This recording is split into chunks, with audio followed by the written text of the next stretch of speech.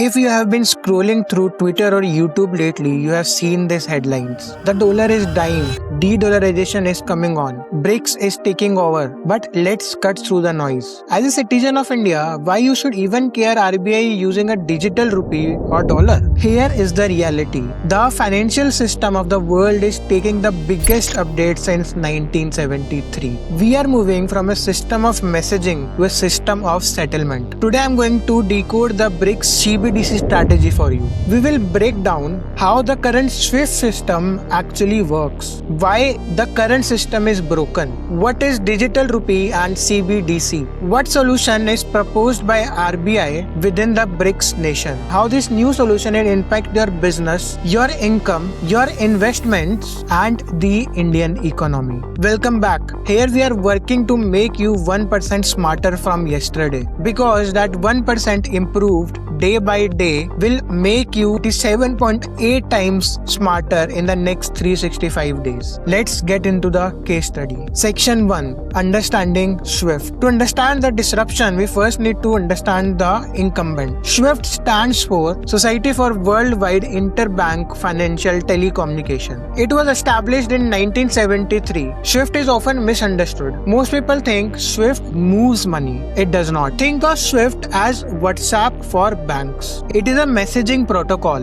When you send money from your HDFC bank in Mumbai to a supplier in New York, HDFC doesn't digitally teleport the money. It sends a secure messaging via SWIFT saying to the receiver bank, please credit $100 to this person's bank account. Each and every bank which is connected to this network have a SWIFT code with them. It is like an IFSC code which we have in India. For example, the SWIFT code of SBI Delhi University branch is SBININBB544. The actual money moves to the complex web relationship of banks called correspondent banking, which gets settled at the day end within the banks. So, my friends, a correspondent bank is a proxy bank for international fund transfers. For example, in USA, the correspondent bank of HDFC Bank is JPMC. Every international money transfer from HDFC Bank is taken care by JPMC Bank in USA.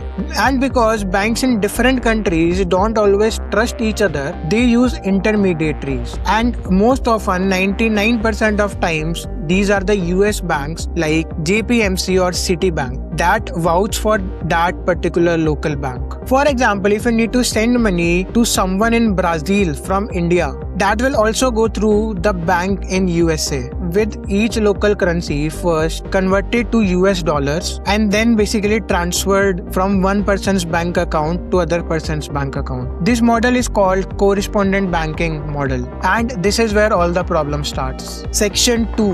Why this current system is broken. The 1973 SWIFT system have three massive flaws for the modern economy. First, it's slow. Because the messaging has to pass through multiple banks, settlement takes 2 to 5 business days. In the era of instant UPI, this sounds too old, right? Second is, it's too expensive. Every correspondent bank takes a cut. You lose money on exchange rate and on transaction fees. The geopolitical risk, and this is the biggest one.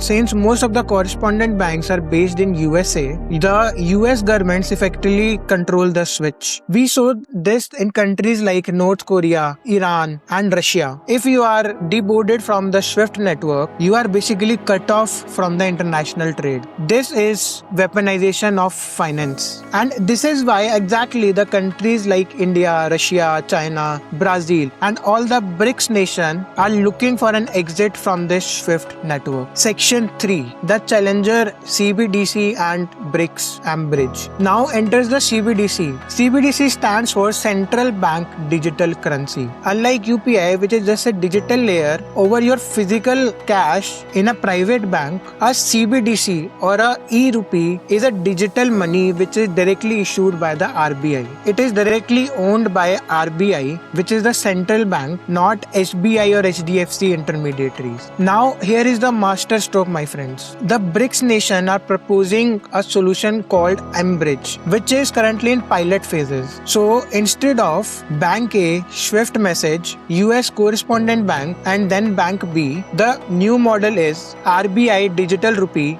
Then there is a blockchain bridge in between, and that blockchain bridge is directly responsible to transfer that money to any of the BRICS nation. For example, Bank of Russia, if you want to transfer the amount to Russia, and that blockchain is responsible for the exchanges from rupee to ruble. This allows what we call atomic settlement. The transfer of ownership and the movement actually happens instantly. No intermediaries, no US dollar involved in the process, and no long wait for the settlement. Section 4, the impact. So basically, how does this impact you? Let's look at 3 scenarios. For freelancers or exporters, if you are currently exporting some item to Dubai or Russia, you are actually losing 3 to 4% of the amount in the forex fees, and you actually wait days to get that fund transferred. A CBDC bridge can actually bring that cost down to 0 and make the settlement instant, and that is basically a direct increase on bottom of your line. For business owners, supply chain velocity increases. You don't have the capital locked up for weeks in processing. Faster payment means faster reinvestments. For the investors, this is the beginning of de-dollarization. It won't happen overnight, but as we see decline in the demand of dollar for the trade settlement, we might see long-term shifts in other currencies valuation. It's a trend you need to watch if you hold foreign assets. So to wrap up, the death of dollar isn't about dollar disappearing tomorrow. It's about diversification